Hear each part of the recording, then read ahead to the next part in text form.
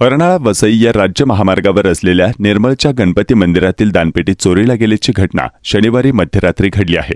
त्यामुळे ग्रामस्थ संतप्त झाले असून पोलिसांनी रात्रीची गस्त घालावी अशी मागणी करण्यात येते आहे। राज्य महामार्गावरील निर्मळ तलावालगत गणपती, मारुती आणि साईबाबा अशी 3 मंदिरे आहेत। या मंदिराच्या एका बाजूला तलाठी कार्यालय आणि दुसऱ्या बाजूला महानगरपालिकेचे विभागीय कार्यालय आहे। तर निर्मळ आणि भुईगाव नाक्यावर पोलिसांची नाकाबंदी असते। या मंदिरापासून 1 किलोमीटर अंतरावर भुईगाव पोलीस चौकी आहे। तसेच मंदिरासमोर लोकवस्ती देखील आहे। या रस्त्यावर सतत वर्दळ असते। तरीही मुख्य रस्त्यावर असलेल्या गणपती मंदिरातील दानपेटी मध्यरात्री 3 वाजता चोरून नेण्यात आली। टोपी घातलेल्या एका चोरट्याने आपल्याकडील हत्याराने अगोदर मंदिराच्या दरवाजाचे टाळे तोडले। त्यानंतर मंदिरात प्रवेश करून दानपेटी फोडण्याचा प्रयत्न केला। दानपेटी उघडत नसल्यामुळे अखेर त्याने दानपेटी काखेत मारून पोबारा केला। असे फुटेज मंदिरातील सीसीटीव्ही कॅमेऱ्यामध्ये कैद झाले आहे।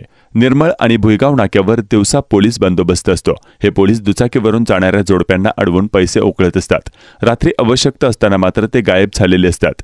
कळंबच्या किनारी असलेल्या रिसॉर्ट आणि लॉजमध्ये सहलीसाठी जाणाऱ्यांची संख्या जास्त आहे। मद्यधुंद होऊन किनारी धिंगाणा घालणाऱ्यांचेही प्रमाण वाढत चालले आहे। त्यामुळे निर्मळ परिसरात रात्रीच्या वेळी पोलिसांचा बंदोबस्त आणि गस्त आवश्यक असताना नेमके याच वेळी पोलीस गायब असतात असा आरोप येथील ग्रामस्थांनी केला आहे।